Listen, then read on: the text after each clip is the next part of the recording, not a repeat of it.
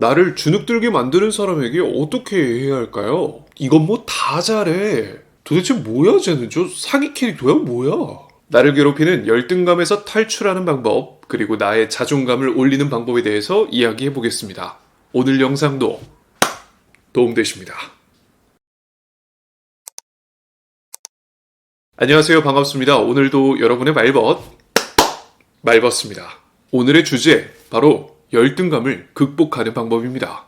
보통 우리가 열등감이 생기는 이유가 무엇일까요? 심플하게 두 가지 중에 하나의 케이스죠. 상대가 나보다 월등하게 실력이나 모든 것들이 우월하다고 느끼는 경우, 아니면 내가 그에 한참 못 미친다고 생각하는 경우죠. 처음에는 그저 이것이 상황 탓이겠지, 기분 탓이겠지, 성격 탓이겠지 대수롭지 않게 여기지만, 이런 것들이 반복되어 습관이 되면 될수록 우리는 위기의식을 느끼게 됩니다. 그로 인해 자꾸만 열등감이라는 것이 생기고 나의 자존감은 떨어지고 갉아먹게 되는 겁니다. 그리고 이러한 현상들이 계속 반복이 되다 보면 이게 스트레스가 되고 마음의 병이 되는 거죠. 사실 이런 말을 하고 있는 저 또한 남들과 저를 비교하고 견주면서 열등감에 휩싸였었던 그런 과거가 있었죠.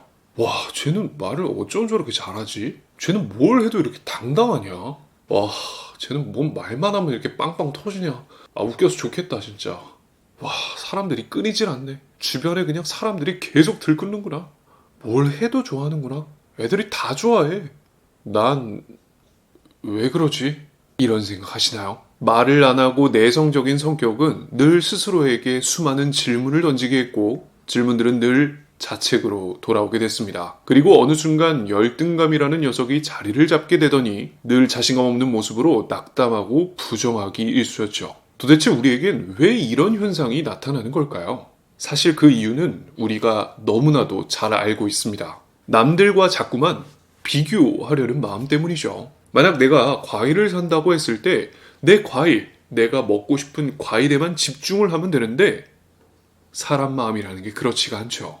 그러다 갑자기 어느 순간 옆에 와서 내가 고민하고 있었던 사과를 덥석하고 짚고 들어가는 순간 나는 저거 내가 골랐어야 되는데 하는 마음이 들죠.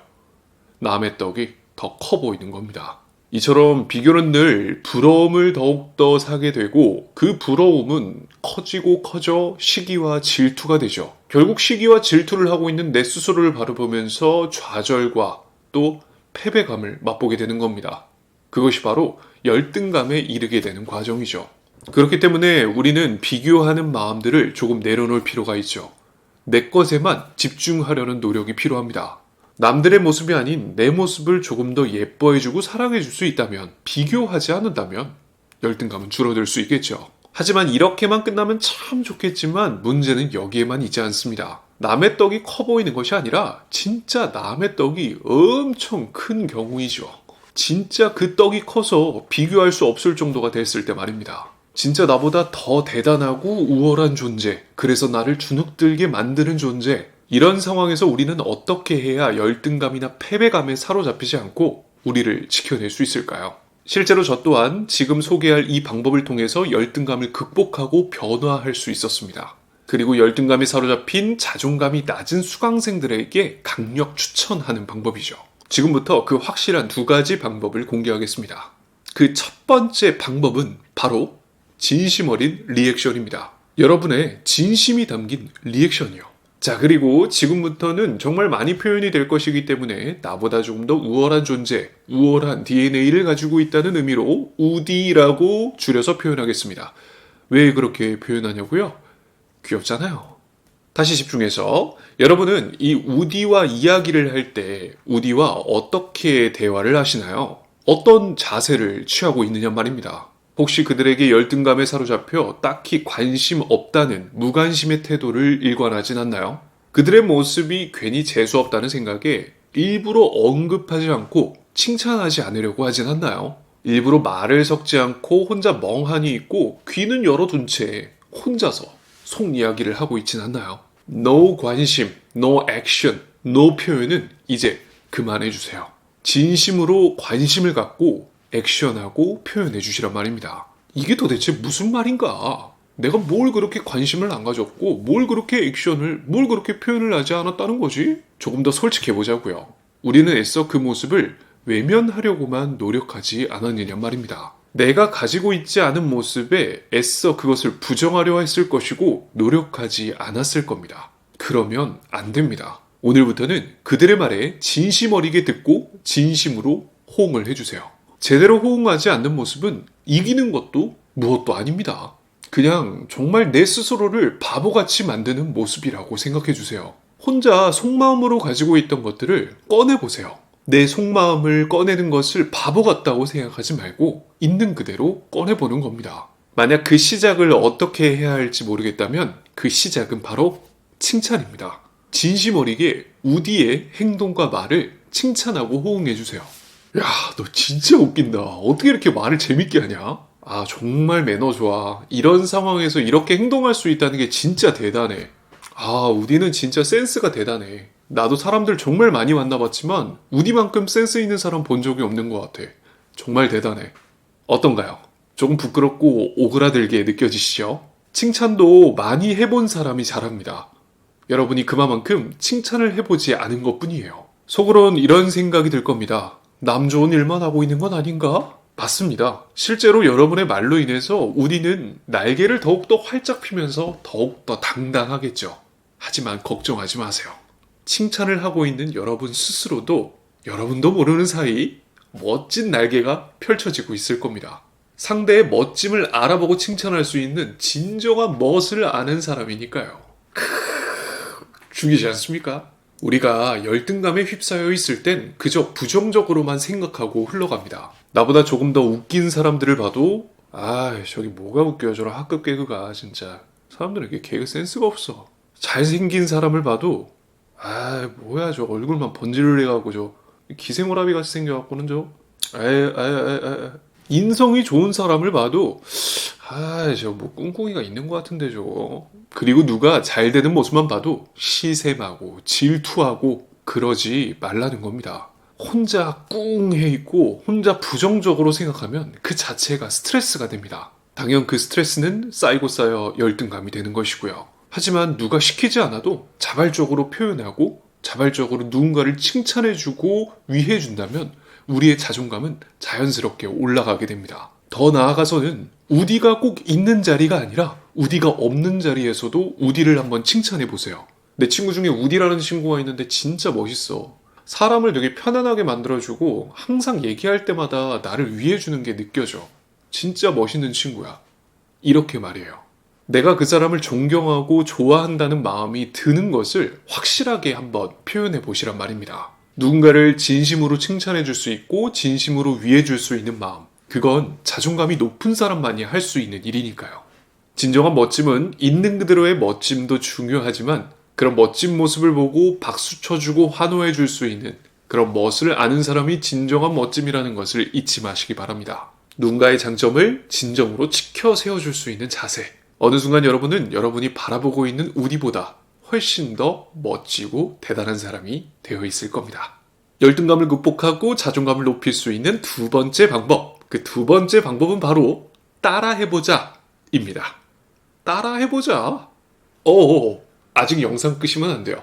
그렇게 진부한 내용이 아닙니다. 아마 제 이야기를 듣고 두 가지 정도를 예상하셨을 텐데요. 아니 뭐 이거 어떻게 하라는 거야. 가뜩이나 이 사람 우월해서 내가 따라잡을 수도 없는 사람인데 또 내 자존감 떨어지라는 거야? 뭐야? 라는 생각. 혹은 아니 자존감 높이려면은 상대 따라하는 게 아니라 나를 더 사랑해라. 나를 더 존중해라. 뭐 이런 말 해야 되는 거 아니야? 라는 생각. 맞나요? 이 두 가지 상황을 예상하셨다면 죄송하지만 그 예상은 빗나갔습니다. 우리는 적극적으로 우월한 DNA, 우디를 따라해야 합니다. 흔히 어른들께서는 말씀하셨습니다. 나보다 조금 더 우위에 있는 또래의 친구들을 보며 이렇게 이야기했죠. 그 친구 하는 거에 반의 반이라도 좀 닮아봐라 라고 말이죠. 이거 반의 반이라도 한번 닮아보자고요.